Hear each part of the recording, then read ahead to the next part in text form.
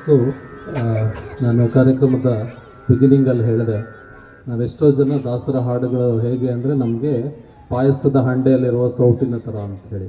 ಆ ಸೌಟಿಗೆ ರುಚಿನೇ ಗೊತ್ತಾಗಲ್ಲ. ಏನು ಪಾಯಸದ ತೊಟ್ಟು ನಾಲಿಗೆಗೆ ಬಿದ್ದರಷ್ಟೇ ಅದರದ್ದು ರುಚಿ ಗೊತ್ತಾಗೋದು. ಈ ಹಾಡು ಅಷ್ಟೇ, ತುಂಬ ಅದ್ಭುತವಾದ ಹಾಡು. ಆದರೆ ಇದರದ್ದು ಅರ್ಥ ಗೊತ್ತಾದರೆ ಅದರ ರುಚಿ ನಮಗೆ ತಿಳಿದಂಗೆ ಆಗುತ್ತೆ. ನಾನು ಈ ಹಳೆ ಹಾಡುಗಳಲ್ಲೆಲ್ಲ ನನಗೆ ತಿಳಿದಷ್ಟು ನಾನು ಎಕ್ಸ್ಪ್ಲೇನ್ ಮಾಡ್ತಾಯಿದ್ದೆ. ಆದರೆ ಈ ಹಾಡು ಮಾತ್ರ ಭಾಳ ಕಷ್ಟ ಇತ್ತು, ಇದು ಗೊತ್ತೇ ಆಗಲಿಲ್ಲ. ಅದಕ್ಕೆ ನಾನೊಂದು ಕೆಲಸ ಮಾಡಿದೆ.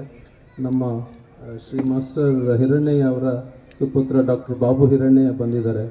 ಅವರು ಕನ್ನಡ ರಂಗಭೂಮಿಯ ಹೆಸರಾಂತ ಹೆಸರು. ಅನೇಕ ಚಲನಚಿತ್ರಗಳಲ್ಲಿ, ಕಿರುತೆರೆಗಳಲ್ಲಿ, ರಂಗಭೂಮಿಗಳಲ್ಲಿ ತನ್ನದೇ ಛಾಪು ಮೂಡಿಸಿ ಹಿರಣ್ಣಯ್ಯ ಪರಂಪರೆಯನ್ನು ಜತನದಿಂದ ಕಾಯ್ದುಕೊಂಡು ಬರುತ್ತಿರುವಂಥ ನಮ್ಮ ಆತ್ಮೀಯರಾದ ಶ್ರೀ ಬಾಬು ಹಿರಣ್ಣಯ್ಯ ಅವರನ್ನು, ಅವ್ರಿಗೆ ಈ ಕೆಲಸ ಹಚ್ಚಿಬಿಟ್ಟಿದ್ದೀನಿ. ಸರ್ ನೀವೇ ಹೇಳಿಬಿಡಿ ಇದನ್ನು ಸ್ವಲ್ಪ ಚೆನ್ನಾಗಿ ಅಂತ ಅವ್ರಿಗೆ ಹೇಳಿದ್ದೀನಿ, ರಿಕ್ವೆಸ್ಟ್ ಮಾಡಿದ್ದೀನಿ. ಸರ್, ಬಾಬು ಹಿರಣ್ಣಯ್ಯ ನಿಮ್ಮ ಮುಂದೆ. ಇದು ಆ್ಯಕ್ಚುಲಿ ಶೇಕ್ಸ್ಪಿಯರ್ ಕೂಡ ಹೇಳ್ತಾನೆ ಒಂದು ಕಡೆ, be the tongue not the ladle ಅಂತ. ಅದನ್ನೇ ವ್ಯಾಸರು ಅಥವಾ ನಮ್ಮ ಪುರಾಣಗಳಲ್ಲಿ ಏನು ಹೇಳಿದೆ ಅದನ್ನೇ ಅವನು ಹೇಳಿರೋದು, be the tongue not the ladle ಅಂತ.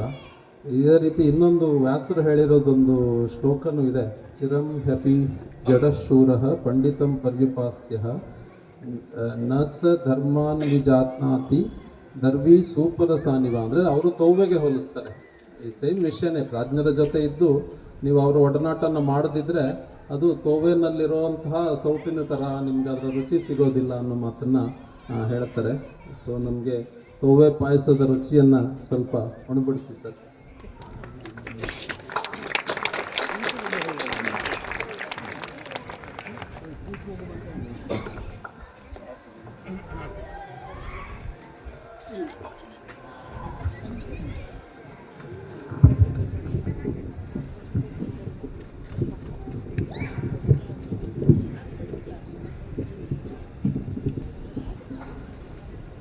ನೆರೆದಿರ್ತಕ್ಕಂಥ ಎಲ್ಲ ಸಂಗೀತ ಅಭಿಮಾನಿಗಳು, ರಸಿಕ ಬಂಧುಗಳಿಗೆಲ್ಲರಿಗೂ ನಮಸ್ಕಾರ.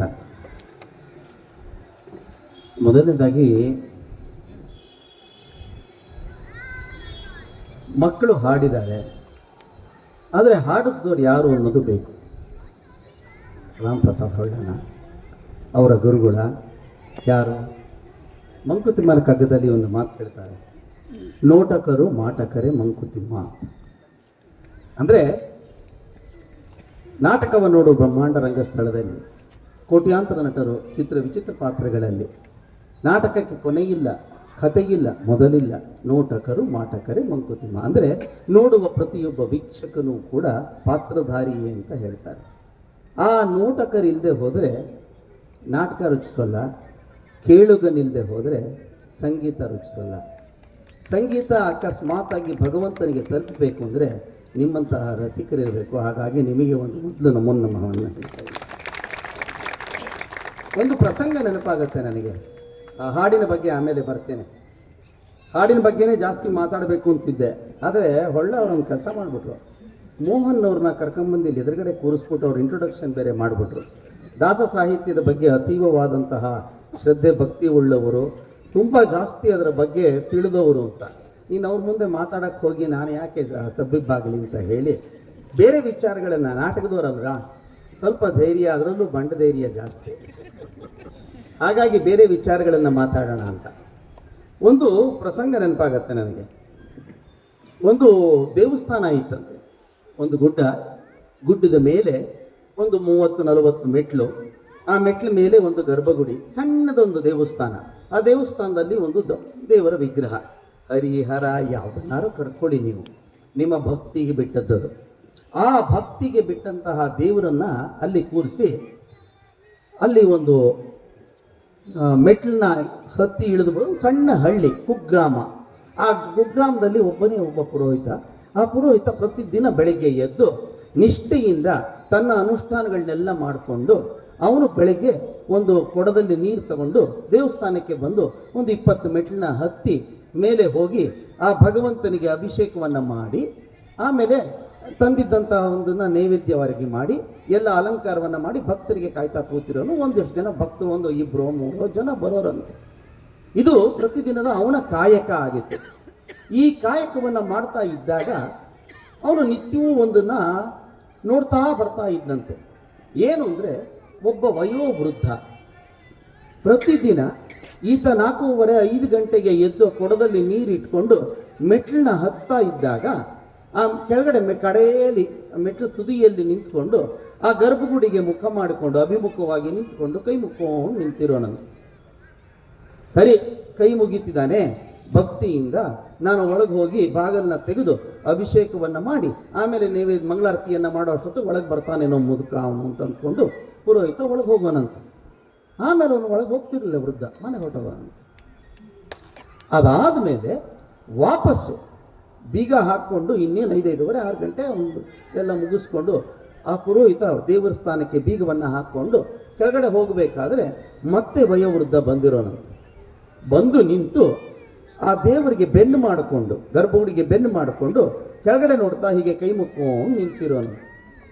ಪ್ರತಿದಿನ ಈ ವಿಚಿತ್ರವನ್ನು ನೋಡ್ತಾ ಇದ್ದಂಥ ಪುರೋಹಿತ ಒಂದಿನ ಅವನನ್ನು ಕೇಳಿದ್ನಂತೆ, ಅಲ್ಲ ಕಣೋ ಮುದ್ಕ, ನಾನು ಬರೋ ಅಷ್ಟೊತ್ತಿಗೆ ಬಂದಿರ್ತೀಯ, ನಾನು ಬಂದು ನಿಂತ್ಕೊಂಡು ದೇವಸ್ಥಾನದ ಒಳಗೆ ಹೋಗ್ಬೇಕಾದ್ರೆ ದೇವರಿಗೆ ಅಭಿಮುಖವಾಗಿ ನಿಂತ್ಕೊಂಡು ನಮಸ್ಕಾರ ಮಾಡ್ತಿರ್ತೀಯ, ನಾನು ವಾಪಸ್ ಹೋಗ್ಬೇಕಾದ್ರೆ ದೇವರಿಗೆ ಬೆನ್ನು ಮಾಡಿಕೊಂಡು ನಿಂತ್ಕೊಂಡು ನಮಸ್ಕಾರ ಮಾಡ್ತಿರ್ತೀಯ, ಏನು ಇದು ನಿಂದ ಆಟ? ಒಳಗೂ ಬರಲ್ಲ, ಭಗವಂತನ ನಮಸ್ಕಾರ ಮಾಡಲ್ಲ, ಮಂಗಳಾರತಿ ತಗೊಳ್ಳಲ್ಲ, ಪ್ರಸಾದ ಸ್ವೀಕಾರ ಮಾಡಲ್ಲ, ಏನು ಮಾಡ್ತಾ ಇದೀಯಾ ನೀನು ಅನ್ನೋ? ದೇವರು ನಮಸ್ಕಾರ ಮಾಡಲ್ವಾ ನೀನು ಅನ್ನೋ? ಮಾಡ್ತೀನಲ್ಲಪ್ಪ, ನೋಡ್ತಾ ಇದೆಯಲ್ಲ ನೀನು ಅನ್ನಂತೆ. ಯಾವಾಗ ಮಾಡ್ತೀಯ, ಎಲ್ಲಿ ಮಾಡ್ತೀಯ? ನೀನು ಮೆಟ್ಲತ್ತು ಹೋಗ್ತಿರ್ತೀಯಲ್ಲ, ಆವಾಗ ನಮಸ್ಕಾರ ಮಾಡ್ತಾ ನಿಂತಿರ್ತೀನಿ, ನಾನು ಬಾಗಿಲೇ ತೆಗೆದಿಲ್ಲ, ನಮಸ್ಕಾರ ಯಾರಿಗೆ ಮಾಡ್ತೀಯ? ಹಾಗಲ್ಲ, ನೀನು ಒಳಗೆ ಹೋಗ್ತಿರ್ಬೇಕಾದ್ರೆ ಭಗವಂತ ಕೆಳಗಿಳಿದು ಬರ್ತಾ ಇರ್ತಾನೆ, ಮತ್ತೆ ವಾಪಸ್ಸು ನೀನು ಬಾಗಿಲು ಹಾಕ್ಕೊಂಡು ಹೋಗ್ಬೇಕಾದ್ರೆ ಭಗವಂತ ಈ ಕಡೆಯಿಂದ ಒಳಗೆ ಹೋಗ್ತಿರ್ತಾನೆ. ನೀನು ಅಲ್ಲಿ ಹೋಗುವಾಗ ಭಗವಂತ, ಅಲ್ಲಿ ದೇವಸ್ಥಾನದ ಒಳಗಡೆ ಭಗವಂತ ಇಲ್ಲವಂತೆ. ಭಗವಂತ ಇರೋದು ನಮ್ಮ ಆತ್ಮಗಳಲ್ಲಿ ಅಂತ ಹೇಳ್ತಾರೆ. ಆ ಆತ್ಮದಲ್ಲಿರೋ ಭಗವಂತನನ್ನು ನಾವು ಕಾಣುವ ರೀತಿ ಯಾವುದು ಅಂದರೆ, ಒಂದು ಭಕ್ತಿ ಮಾರ್ಗ ಮತ್ತೊಂದು ಸಂಗೀತ ಮಾರ್ಗ, ಎರಡೇ. ಈ 2 ಮಾರ್ಗದಲ್ಲಿ ಮಾತ್ರ ಭಗವಂತನನ್ನು ಕಾಣೋಕ್ಕೆ ಸಾಧ್ಯ. ನಾವು ಶಿಶುರ್ವೆತ್ತಿ ಪಶುರ್ವೆತ್ತಿ ವೆತ್ತಿ ಗಾನದ ಸಂಪರಿಹಿ ಅಂತ. ಮಗುವಿಗೆ ಹಾಡನ್ನು ಹಾಡಿ ತಾಯಿ ಮಲಗಿಸ್ತಾಳೆ. ಅದಕ್ಕೆ ರಾಗ ಇದೆಯಾ, ತಾಳ ಇದೆಯಾ, ಅಭ್ಯಾಸವಿದೆಯಾ, ಅಕ್ಷರಗಳು ಸರಿಯಾಗಿ ಗೊತ್ತಿದೆಯಾ? ಇಲ್ಲ. ಆ ಮಗು ಅದನ್ನು ಕೇಳ್ತಾ ಕೇಳ್ತಾ ಮಲಗತ್ತೆ, ಕೇಳ್ತಾ ಕೇಳ್ತಾ ಆನಂದಿಸುತ್ತೆ, ಕೇಳ್ತಾ ಕೇಳ್ತಾ ಊಟ ಮಾಡುತ್ತೆ. ಹಾಗೆ ಇಲ್ಲಿ ಕೂತಿರುವಂತಹ ಕೃಷ್ಣ ಇವತ್ತು ಎಲ್ಲಿದ್ದಾನೆ ಅಂತಂದರೆ, ಗೋಕುಲಂ ಒಳಗಡೆ ಬಂದು ಇಲ್ಲಿ ಈ ಮಕ್ಕಳನ್ನು ನಿಮ್ಮ ಮಧ್ಯದಲ್ಲಿ ನಿಂತಿದ್ದಾನೆ, ನೀವು ಕಂಡಿದ್ದಾನೆ. ಇಂಥ ಒಂದು ಅದ್ಭುತ ಕಾರ್ಯಕ್ರಮವನ್ನು ಇವರಿಬ್ಬರು ಎಲ್ಲರೂ ಆಯೋಜಿಸಿದ್ದಾರೆ. ಮಕ್ಕಳು ಎಷ್ಟು ಚೆನ್ನಾಗಿ ಹಾಡ್ತಾ ಇದ್ರು ಅಂದರೆ, ಭಗವಂತನೇ ಇಲ್ಲಿ ಬಂದು ನಿಂತಿದ್ದಾನೆ ನಮ್ಮ ಮುಂದೆ ಅನ್ನೋ ಆಗಿದೆ. ಇನ್ನು ಈ ಮುಂಡಿಗೆ ಬಗ್ಗೆ ಮಾತಾಡಿ ಅಂತಂದರು. ಮುಳ್ಳು ಮನೆಯ ಮೇಲೆ 3 ಕೆರೆಯ ಕಟ್ಟೆ 2 ತುಂಬೋದು. ಇಲ್ಲಿ ಸಾಹಿತ್ಯದ ಬಗ್ಗೆ ಮಾತಾಡ್ತೀನಿ ನಾನು ಅಷ್ಟೇ. ದಾಸ ಸಾಹಿತ್ಯವನ್ನು ವಿಂಗಡಣೆ ಮಾಡಿ ಅದನ್ನು ಡಿಕೋಡ್ ಮಾಡುವಂಥದ್ದು ಇದೆಯಲ್ಲ, ಬಹಳ ದೊಡ್ಡ ಕೆಲಸ ಅದು. ಆ ಕೆಲಸವನ್ನು ಮಾಡಿರುವಂಥವ್ರಿಗೆ ಗೊತ್ತಿರುತ್ತೆ ಅದರ ಶ್ರಮ ಏನು. ಯಾತಕ್ಕೆ ಅಂತ ಹೇಳ್ತೀನಿ ಅಂತಂದರೆ, ಒಂದು ಕಾವ್ಯವನ್ನು, ಒಂದು ಕವನವನ್ನು, ಒಂದು ಸಾಹಿತ್ಯವನ್ನು ನೋಡ್ತಾ ಹೋದರೆ ಪ್ರಪಂಚ ಒಪ್ಪಿರುವಂತಹ 2 ಮಹಾಕಾವ್ಯಗಳಿದೆ. ಒಂದು ರಾಮಾಯಣ, ಒಂದು ಮಹಾಭಾರತ. ಮಿಕ್ಕ ಯಾವುದನ್ನು ಕೂಡ ಮಹಾಕಾವ್ಯ ಅಂತ ಯಾರೂ ಯಾವತ್ತೂ ಕರೆದಿಲ್ಲ. ಇದಕ್ಕೆ ಕಾರಣ ಏನು? ಒಂದು ಮಹಾಕಾವ್ಯವಾಗಬೇಕಾದರೆ, ಒಂದು ರಚನೆ, ಒಂದು ಸಾಹಿತ್ಯ ಮಹಾಕಾವ್ಯವಾಗಬೇಕಾದರೆ ಯಾವುದೇ ಕಾಲದಲ್ಲಿ ಯಾವುದೇ ವ್ಯಕ್ತಿಯ ಯಾವುದೇ ರೀತಿಯ ಪ್ರಶ್ನೆಗಳಿಗೆ ಉತ್ತರವನ್ನು ನೀಡಬಲ್ಲಂತಹ ಒಂದು ಸಾಹಿತ್ಯವಿದ್ದರೆ ಅದನ್ನು ಮಹಾಕಾವ್ಯ ಅಂತ ಕರೀತಾರೆ. ರಾಮಾಯಣ ಬಂದಿದ್ದು ಒಂದೇ ವಾಲ್ಮೀಕಿ. ಆ ವಾಲ್ಮೀಕಿ ಬರೆದ ರಾಮಾಯಣವನ್ನು 10 ಜನ ತಮ್ಮ ತಮ್ಮ ದೃಷ್ಟಿಕೋನದಿಂದ ಬೇರೆ ಬೇರೆ ವ್ಯಾಖ್ಯಾನಗಳನ್ನು ಬರ್ಕೊಂಡು ಹೋದರು. ಕುರಾ ಸೀತಾರಾಮ ಶಾಸ್ತ್ರಿಗಳು ಅಂತ ಒಬ್ಬರಿದ್ದರು. ಕನ್ನಡ ಚಲನಚಿತ್ರ ಸಾಹಿತ್ಯದಲ್ಲಿ ಅವರು 3 ನಿಮಿಷದಲ್ಲಿ ಇಡೀ ರಾಮಾಯಣವನ್ನು ಬರೆದರು. 3 ನಿಮಿಷ. ದ್ವಾರಪಾಲಕರ ಬಳೆ ಕರೆದೊಯ್ಯುವ ಕೃಪೆಯೋ ಅದನ್ನು ಬರೆದುಬಿಟ್ಟು ಶೀರ್ಕಾಳಿ ಗೋವಿಂದರಾಜನ್ ಅವರು ಹಾಡ್ತಾರೆ. ಅದರಲ್ಲೂ ಕೂಡ ಒಂದೇ ಒಂದು ಸಾಲಿನಲ್ಲಿ ರಾಮಾಯಣವನ್ನು ಅಡಕ ಮಾಡಿ ಇಡುತ್ತಾರೆ. ಏನದು ಅಂದರೆ, ಪರಸತಿ ಬಯಕೆಯ ಸಂಹಾರ. ರಾಮನ ಅವತಾರ, ರಘುಕುಲ ಸೋಮನ ಅವತಾರ. ಇಲ್ಲಿ ರಾಮಾಯಣ ಅಂದರೆ ಏನು ಅಂತಂದರೆ ಪರಸತಿ ಬಯಕೆಯ ಸಂಹಾರ ಅಂತಾರೆ. ಬೇರೆ ಇನ್ನೇನು ಹೇಳೋದಿಲ್ಲ.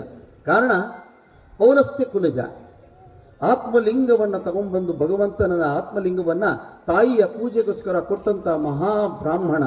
ಅಂತಹ ಬ್ರಾಹ್ಮಣನ ಒಂದೇ ಒಂದು ತಪ್ಪು ಆಲೋಚನೆಗೋಸ್ಕರವಾಗಿ ಇಡೀ ರಾಮಾಯಣ ನಡೆಯುತ್ತಂತೆ. ನಮ್ಮ ಎಲ್ಲ ಆದರ್ಶಗಳನ್ನು ಇಟ್ಕೊಂಡು ಇವತ್ತಿಗೂ ಕೂಡ ನೀವು ಯಾವುದಾದ್ರು ಒಂದು ಆದರ್ಶವಾದಂಥದ್ದನ್ನು ವಿಚಾರವನ್ನು ತಗೊಂಡು ನೋಡಿದಾಗ ನಿಮಗೆ ಅಲ್ಲಿ ರಾಮಾಯಣದಲ್ಲಿ ಉತ್ತರ ಸಿಗುತ್ತೆ, ಮಹಾಭಾರತದಲ್ಲಿ ಉತ್ತರ ಸಿಗುತ್ತೆ. ಅದನ್ನು ಮಹಾಕಾವ್ಯ ಅಂತಾರೆ. ಅದೇ ರೀತಿ ದಾಸ ಸಾಹಿತ್ಯ, ವಚನ ಸಾಹಿತ್ಯ. ಈ ವಚನ ಸಾಹಿತ್ಯ, ದಾಸ ಸಾಹಿತ್ಯದ ಶ್ರೇಷ್ಠತೆ ಏನಪ್ಪ? ಆಧ್ಯಾತ್ಮಕದ ತುಟ್ಟ ತುದಿಯನ್ನು ತೋರಿಸ್ತಾರೆ. ಆಧ್ಯಾತ್ಮಿಕದ ತುಟ್ಟ ತುದಿಯನ್ನು ನಮಗೆ ಬೇಕಾಗುವಂತಹ ತಾರ್ಕಿಕ ನೆಲೆಗಟ್ಟಿನಲ್ಲಿ ತೋರಿಸ್ತಾರೆ. ತಾರ್ಕಿಕ ನೆಲೆಗಟ್ಟು ಬೇಕು. ಲಾಜಿಕಲ್ ಥಿಂಕಿಂಗ್, ಲಾಜಿಕಲ್ ಅಪ್ರೋಚ್ ಅಂತ ಕರಿತೀವಿ. ಯಾತಕ್ಕೆ ಬೇಕು? ಇವತ್ತಿನ ಆ ಜನರೇಷನ್ ಕೇಳುವ ಪ್ರಶ್ನೆಗಳಿಗೆ ಉತ್ತರವನ್ನು ಕೊಡಬಲ್ಲ, ಅವರಿಗೆ ಬೇಕಾದ್ದನ್ನು ಅದೇ ರೀತಿ ಮುಟ್ಟಿಸಬಲ್ಲಂತಹ ಅದ್ಭುತವಾದಂತಹ ಚೈತನ್ಯವನ್ನು ನಾವು ಇಟ್ಕೊಂಡಿದ್ರೆ ಮಾತ್ರ ಅದು ಒಂದು ಕಾವ್ಯವಾಗುತ್ತೆ. ಅದನ್ನು ದಾಸ ಸಾಹಿತ್ಯ ಪ್ರೂವ್ ಮಾಡಿದೆ. ದಾಸ ಸಾಹಿತ್ಯ, ವಚನ ಸಾಹಿತ್ಯ, ಮಂಕುತಿಮ್ಮನ ಕಗ್ಗ ಇವೆಲ್ಲವನ್ನು ತಗೊಂಡು ನೋಡಿ. ಅದನ್ನು ಪಂಚಮ ವೇದ ಅಂತ ಕರಿತೀವಿ ನಾವು. ದಾಸ ಸಾಹಿತ್ಯದಲ್ಲಿ ಪುರಂದರದಾಸರ ರಚನೆ ಮಾಡೋದು ಒಂದು 4 ಲಕ್ಷದ ಎಷ್ಟು ಬರೆಯೋದಕ್ಕೆ ಸಾಧ್ಯ? ಒಬ್ಬ ವ್ಯಕ್ತಿ ಶ್ರೀನಿವಾಸನಾಗಿದ್ದಂತಹ ಪುರಂದರದಾಸರು ದಾಸರಾಗಿದ್ದು ಯಾವಾಗ? ತಮ್ಮ 35-36ನೇ ವಯಸ್ಸಿನಲ್ಲಿ ಹೆಂಡತಿಗೆ ಇದನ್ನ ಕೊಡ್ತಾರೆ. ಅದರಲ್ಲಿ ಅವಳಿಗೆ ಪಾಯಸದ ಲೋಟದಲ್ಲಿ ಒಂದು ಉಂಗುರ ಸಿಗುತ್ತೆ. ಅದು ಸಿಕ್ಕಿದ ಇಟ್ಟಿಗೆ ಅಲ್ಲಿಂದ ಅವರು ತಮ್ಮ ಸರ್ವಸ್ವವನ್ನು ತ್ಯಾಗ ಮಾಡಿ ಜೋಳಿಗೆ ಕೈಯಲ್ಲಿ ಇಟ್ಕೊಂಡು ಹೊರಡುತ್ತಾರೆ ಅಂತಾರೆ. ಅಲ್ಲಿಂದ ಒಂದು 40 ವರ್ಷ ಬದುಕಿರ್ಬೋದು, 50 ವರ್ಷ ಬದುಕಿರ್ಬೋದು. ಒಬ್ಬ 50 ವರ್ಷಗಳ ಕಾಲ ಬರೆದಂಥದ್ದು ಅಂತಂದರೆ 50 ವರ್ಷದಲ್ಲಿ 4 ಲಕ್ಷ ಒಬ್ಬ ವ್ಯಕ್ತಿ ಬರೀತಾನೆ. ಚಿಂತನೆ ಮಾಡಿ ನೋಡಿದ್ರೆ ಅದು ಅಸಾಧ್ಯವಾದದ್ದು ಅಂತ. ಆದರೆ ದಾಸ ಪಂಥವನ್ನು ಸಿದ್ಧಿ ಮಾಡಿದ್ರವರು. ಈ ದಾಸ ಪಂಥದ ಅರ್ಥ ಏನು ಅಂತಂದರೆ, ಆ ದಾಸ ಸಾಹಿತ್ಯದ ರಚನೆ ಏನಿದೆ, ಆ ರಚನೆ ಒಂದು ವೈಖರಿ ಆಯಿತು. ಆ ವೈಖರಿಯಲ್ಲಿ ಬರೆದಂಥವ್ರು ಎಲ್ಲರೂ ಕೂಡ ಪುರಂದರದಾಸರೇ ಆದರು. ಬರೆದಂಥ ಎಷ್ಟೋ ಜನ ಇದ್ದರು, ಅನಾಮಧೇಯರಾದರು. ಆ ಅನಾಮಧೇಯರಲ್ಲಿ ಕಾರಣ ಏನಿತ್ತು ಅಂತಂದರೆ, ಆಧ್ಯಾತ್ಮವನ್ನು, ಭಕ್ತಿಯ ಮಾರ್ಗವನ್ನು ನಮಗೆ ಸೂಚಿಸುವ ಒಂದು ಅದ್ಭುತವಾದಂಥ ಚೈತನ್ಯವನ್ನು, ಭಗವಂತನನ್ನು ಕಾಣುವ. ಎಲ್ಲೂ ಕೂಡ ಭಗವಂತನನ್ನು ಹೋಗಿ ದೇವಸ್ಥಾನದಲ್ಲಿ ಕೂತು ನೋಡುವಂಥ ದಾಸರು ಎಲ್ಲೂ ಬರೆದಿಲ್ಲ. ದಾಸರು ಬರೆದಿದ್ದೇನು ಅಂದರೆ, ನಿಮ್ಮ ಮನೆ ಅಂಗಳದಲ್ಲಿದ್ದಾನೆ ನೋಡು ಕೃಷ್ಣ, ನಿನ್ನ ಜೊತೆ ಆಡ್ತಾ ಇದ್ದಾನೆ ನೋಡು, ನೀನು ಅಲ್ಲಿ ನೋಡು, ನೀನು ಅಲ್ಲಿ ಪಕ್ಕದಲ್ಲಿ ಕೂತಿದ್ದಾನೆ ನಿನಗೆ ಅಂತಂದರು. ಆ ತಾಯಿಯನ್ನು ತೋರಿಸ್ಬಿಟ್ಟು, ತಾಯಿ ಮಕ್ಕಳನ್ನ ಆಡಿಸ್ತಾ ಇದ್ದಾಳೆ ನೋಡು, ಜಗದೋದ್ಧಾರನ ಆಡಿಸಿದಾಳೆ ಯಶೋದೆ ಎಂದು. ಪ್ರತಿಯೊಂದು ತಾಯಿಯೂ ಕೂಡ ಈ ಸಂಸ್ಕಾರವನ್ನು ಕೊಡ್ತಾಳಲ್ಲ ಆ ಮಗುವೇ ಅಲ್ವೇ ಕೃಷ್ಣ ಪರಮಾತ್ಮನ ಸ್ವರೂಪ. ಅದಕ್ಕೆ ಕೃಷ್ಣ ಸ್ವರೂಪಿ ಮಕ್ಕಳು ಅಂತ ಕರಿತೀವಿ ನಾವು. ಇದನ್ನು ಕೊಟ್ಟಂಥವ್ರು ದಾಸ ಮಹನೀಯರು. ಇಲ್ಲಿ ಭಕ್ತಿ ಮಾರ್ಗವನ್ನು ತೋರಿಸ್ತಾರೆ. ಇಲ್ಲಿ ಕೆರೆಗಳು ಅಂತ ಹೇಳ್ತಾರೆ. ಅಂದರೆ ನಮ್ಮ ಆತ್ಮವನ್ನು ಅವರು ಅಂತ ತಗೋತಾರೆ. ಮುಳ್ಳು ಕೊನೆಯ ಮೇಲೆ, ಆ ಕೊನೆ ಯಾವುದು, ಮುಳ್ಳು ಕೊನೆ ಯಾವುದು ಅಂತಂದರೆ ನಮ್ಮ ಆತ್ಮ ಅಂತ ಕರೀತಾರೆ. ಈ ಆತ್ಮವನ್ನು ನಾವು ಯಾವುದು ಸುತ್ತಕೊಂಡಿದೆಯಪ್ಪ ಅಂದರೆ ನಮ್ಮ ಶರೀರ, ಈ ದೈಹಿಕವಾಗಿ, ಆಮೇಲೆ ಒಳಗಡೆ, ಅದಾದಮೇಲೆ ಲಿಂಗ ಸ್ವರೂಪಿ ಅಂತ ಕರಿತೀವಿ. ಇಲ್ಲಿ ಮತ್ತೊಂದು ಬಹಳ ಮುಖ್ಯವಾದದ್ದನ್ನು ಹೇಳ್ತಾರೆ ಅಣ್ಣ ಬಸವಣ್ಣವರು. ನುಡಿದರೆ ಮಾಣಿಕ್ಯದ ದೀಪ್ತಿ ಅಂತಿರಬೇಕು, ನುಡಿದರೆ ಸ್ಫಟಿಕದ ಶಲಾಖೆ ಅಂತಿರಬೇಕು, ನುಡಿದರೆ ಮುತ್ತಿನ ಹಾರದಂತಿರಬೇಕು, ನುಡಿದರೆ ಲಿಂಗ ಮೆಚ್ಚಿ ಅಹುದಹುದೆನ್ನುವಂತಿರಬೇಕು. ಯಾವುದು ಆ ಲಿಂಗ? ನಮ್ಮ ಮನೆಯಲ್ಲಿ ನಾವು ಪೂಜೆಗೆ ಇಟ್ಕೊಂಡಿರೋದು ಲಿಂಗವಾ? ಅಥವಾ ಭಗವಂತನ ಸ್ವರೂಪ, ಶಿವನ ಸ್ವರೂಪವಾಗಿರೋದು ಲಿಂಗವಾ? ಯಾವುದೂ ಅಲ್ಲ. ನಿನ್ನ ಆತ್ಮಕ್ಕೆ ಅವರು ಲಿಂಗ ಅಂತಾರೆ, ಆತ್ಮಲಿಂಗ ಅಂತಾರೆ. ಇಲ್ಲಿ ಭಗವಂತ ಇದ್ದಾನೆ, ನಮ್ಮ ಆತ್ಮದಲ್ಲಿ ಭಗವಂತ ನೆಲೆಸಿದ್ದಾನೆ. ಅಂದರೆ ನಾವು ಮಾಡುವ ಪ್ರತಿಯೊಂದು ಕಾರ್ಯವೂ ಕೂಡ ನಮ್ಮ ಆತ್ಮಕ್ಕೆ ನಾವು ಮೆಚ್ಚುವಂಥದ್ದಾಗಿದ್ದರೆ ಮಾತ್ರ ಅದು ಈಶ್ವರಾರ್ಪಣಿತ ಯೋಗ್ಯವಾದಂತಹ ಪೂಜೆ ಆಗತ್ತೆ. ಅಂಥ ಈಶ್ವರಾರ್ಪಿತ ಯೋಗ್ಯವಾದಂಥ ಪೂಜೆಯನ್ನು ಮಾಡುವ ಕ್ರಮವನ್ನು ಇಲ್ಲಿ ಅವ್ರು ಹೇಳ್ತಾರೆ. ಆಮೇಲೆ ಭಗವಂತ ಏಟು ಕೊಡ್ತಾನೆ ಅಂತಾರೆ, ಕಡೇ ಸಾಲಿನಲ್ಲಿ 3 ಇದನ್ನು ಕೊಡ್ತಾನೆ ಅಂತಾರೆ. ಯಾವುದದು? ಯಾವ ಏಟುಗಳು ಕೊಡ್ತಾನೆ? ಹುಟ್ಟುತ್ತಾ ನಾವೆಲ್ಲರೂ ನೋವು ತುಂಬ್ಕೊಂಡು ಬಂದಿದ್ದೀವಿ, ಸಾವು ನೋವು ತುಂಬ್ಕೊಂಡು ಹೋಗುತ್ತೀವಿ. ಸಾವಲ್ಲೂ ನೋವಿದೆ, ಹುಟ್ಟಲ್ಲೂ ನೋವಿದೆ. ಸಂಸಾರದಲ್ಲಿ ಕೂಡ ನಮಗೆ ಬೇಕಾದಷ್ಟು ನೋವುಗಳು ಬರುತ್ತೆ. ಈ ಎಲ್ಲ ನೋವುಗಳ ಮಧ್ಯದಲ್ಲಿ ಹುಟ್ಟಿದಾಗ ಅನುಭವಿಸಿದ ನೋವು ನಮಗೆ ನೆನಪಿರಲ್ಲ. ಸಾವಿನ ಮಧ್ಯದಲ್ಲಿ ನಮಗೆ ಯಾವ ನೋವಿದೆ ಅದರ ನೆನಪು ನಮಗಿಲ್ಲ. ಆದರೆ ಸಂಸಾರದಲ್ಲಿ ಬರುವಂತಹ ಎಲ್ಲ ನೋವುಗಳನ್ನು ನೆನಪಿಟ್ಕೊಂಡು ಅದಕ್ಕೆ ನಾವು ಭಗವಂತನನ್ನು ದೂಷಿಸ್ತೀವಿ. ಸುಖ ಬಂದಾಗ ನಾವು ಭಗವಂತನ ಯಾವತ್ತೂ ಇವತ್ತಿನವರೆಗೂ ನೆನೆದದ್ದನ್ನು ನಾನೆಲ್ಲೂ ಕಂಡೇ ಇಲ್ಲ. ಭಗವಂತ ಎಂಥ ಸುಖ ಕೊಟ್ಬಿಟ್ಟಿದೆಯಪ್ಪ ನನಗೆ, ಎಂಥ ಐಶ್ವರ್ಯ ಕೊಟ್ಟಿದೆಯಪ್ಪ, ಎಂಥ ಅಪಾರ್ಟ್ಮೆಂಟ್ ಕೊಟ್ಟಿದೆಯಾ ನನಗೆ, ಎಂಥ ಒಳ್ಳೆ ಕಾರ್ ಕೊಂಡ್ಕೊಳ್ಳೋಷ್ಟು ದುಡ್ಡು ಕೊಟ್ಟಿಯಪ್ಪ, ಯಾವನೂ ಇವತ್ತಿನವರೆಗೂ ಹೇಳಿರೋ ಬಿಡಿ ಮಗ ಇಲ್ವೇ ಇಲ್ಲ.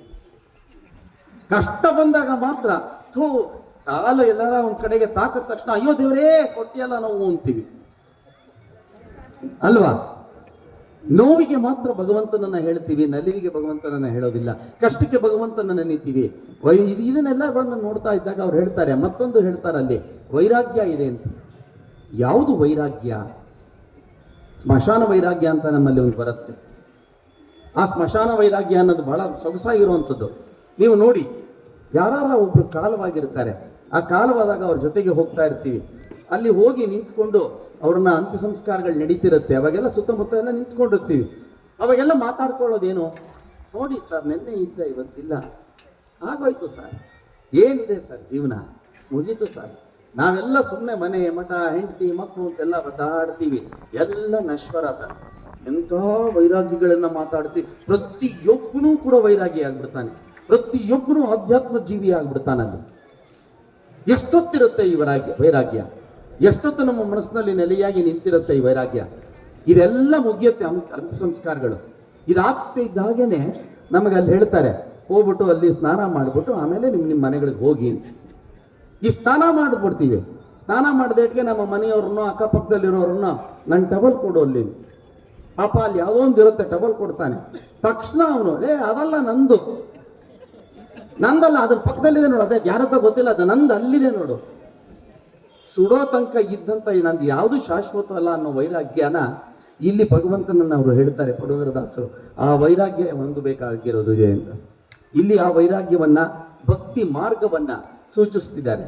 ಆದರೆ ಈ ಭಕ್ತಿ ಮಾರ್ಗವನ್ನ ಆಧ್ಯಾತ್ಮಿಕದ ದೃಷ್ಟಿಯಿಂದ, ಆಧ್ಯಾತ್ಮದ ಪದಗಳನ್ನ ಪುರಂದರದಾಸರು 4 ಲಕ್ಷ ಪದಗಳನ್ನು ಬರೆದಂಥವ್ರಿಗೆ ಇದಕ್ಕೆ ಆಧ್ಯಾತ್ಮದ ಪದಗಳನ್ನು ಬರೋದು ಕಷ್ಟವೇನಾಗಿತ್ತಿಲ್ಲ ಅಂತ ಅನ್ಸುತ್ತೆ. ಆದರೆ ಇದನ್ನ ಯಾತಕ್ಕೆ ಮಡಕೆ, ಆಮೇಲೆ ಊರು, ಆಮೇಲೆ ಸೌಕರು ಹೊನ್ನು, ಇವೆಲ್ಲ ಪದಗಳನ್ನು ಬಳಸ್ತಾರೆ ಅಂದರೆ ಲೌಕಿಕವಾಗಿ ನಾವು ಕಾಣುತ್ತಿರುವಂತಹ, ತಾರ್ಕಿಕ ನೆಲೆಗಟ್ಟಲ್ಲಿ ನಾವು ಕಾಣುವಂತಹ ಪ್ರತಿಯೊಂದು ಪದವನ್ನೂ ಕೂಡ ನಮಗೆ ತೋರಿಸ್ಕೊಟ್ಟಾಗ ಆ ಪದದ ಮುಖಾಂತರವಾಗಿ ನಾವು ಯಾತಕ್ಕಾಗಿ ಭಗವಂತನನ್ನ ಸ್ಮರಿಸಬೇಕು, ಅಥವಾ ನಾವು ಯಾತಕ್ಕಾಗಿ ಈ ಜನ್ಮವನ್ನ ಎತ್ತಿದ್ದೀವಿ. ನಮ್ಗೆ ಹೇಳ್ತಾರೆ 7 ಜನ್ಮ 8 ಜನ್ಮ ಮತ್ತೆ ಇನ್ನೊಂದು ಜನ್ಮದಲ್ಲಿ ಹುಟ್ಟು ಬರ್ತೀವಿ, ಅದೌದು ಎಲ್ಲ.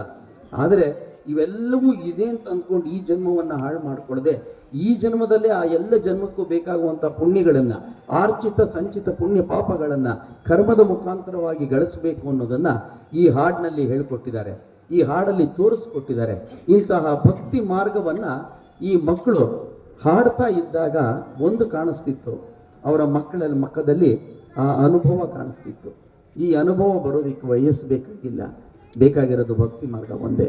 ಆ ಭಕ್ತಿಯಿಂದ ಹಾಡಿದಾಗ ಆ ಅನುಭವ ಅಷ್ಟು ಕೂಡ ಅವರಲ್ಲಿ ಬರುತ್ತೆ. ಎಲ್ಲಕ್ಕಿಂತ ಹೆಚ್ಚಾಗಿ ಮಕ್ಕಳಿಗೆ ತಂದೆ ತಾಯಿಗಳು ಕೊಟ್ಟಂಥ ಸಂಸ್ಕಾರದಲ್ಲಿ ಎಲ್ಲವೂ ಅಡಗಿರುತ್ತೆ. ಈ ಅಡಗಿರುವಂಥ ಸಂಸ್ಕಾರವನ್ನು ನಿಮಗೆ ಶಾಶ್ವತವಾಗಿ ಉಳಿದೆ. ಸಂಗೀತದ ಸೇವೆ ಅಂತ ಹೇಳೋದಿಲ್ಲ ನಾನು, ಕಾರಣ ನಾವು ಯಾರಿಗೂ ಅನಿವಾರ್ಯ ಅಲ್ಲ. ರಂಗಭೂಮಿಗೆ ನಾನು ಅನಿವಾರ್ಯ ಅಲ್ಲ. ರಂಗಭೂಮಿ ನಾನಿಲ್ಲದೆ ಇರೋಕ್ಕೆ ಮುಂಚೆನೂ ಇತ್ತು, ನಾನಿರುವಾಗಲೂ ಇದೆ, ನನ್ನ ನಂತರದಲ್ಲೂ ರಂಗಭೂಮಿ ಇರುತ್ತೆ. ಸಂಗೀತ ಕ್ಷೇತ್ರವೂ ಅಷ್ಟೇ, ನಾವಿರೋದಕ್ಕಿಂತ ಮುಂಚೆಯೂ ಇತ್ತು. ಸಂಗೀತ ಸಾಧಕರು ಮುಂಚೆನೂ ಇದ್ದರು, ನಾವಿದ್ದೀವಿ, ನಮ್ಮ ಮುಂದೆಯೂ ಸಂಗೀತ ಸಾಧಕರು ಬರ್ತಾರೆ. ಆದರೆ ಆ ಸೇವೆಯನ್ನು ಮಾಡುವ ಅವಕಾಶವನ್ನು ನಮಗೆ ಒದಗಿಸಿಕೊಟ್ಟಿದ್ದಾನಲ್ಲ ಭಗವಂತ, ಅದಕ್ಕೆ ಕೃತಜ್ಞತಾಪೂರ್ವಕವಾಗಿ ನಮಿಸ್ತಾ ಆ ಭಗವಂತನ ಇತ್ಯೋಪಶಯವಾದಂಥ ಆಯುರಾರೋಗ್ಯ ಐಶ್ವರ್ಯ ಭಾಗ್ಯವನ್ನು ನಿಮಗೆ ಕೊಡಲಿ. ಎಲ್ಲಕ್ಕಿಂತ ಹೆಚ್ಚಾಗಿ ನಿಮ್ಮ ಮುಖಾಂತರವಾಗಿ ಆ ತಾಯಿ ಶಾರದೆ ಚಿರಸ್ಥಾಯಿಯಾಗಿ ಎಲ್ಲರ ಮನಸ್ಸಿನಲ್ಲೂ ಭಕ್ತಿ ಭಾವದಿಂದ ಉಳಿಲಿ ಅಂತ ಹಾರೈಸಿ ನನ್ನ ಮಾತು ಮುಗಿಸ್ತೇನೆ. ನಮಸ್ಕಾರ.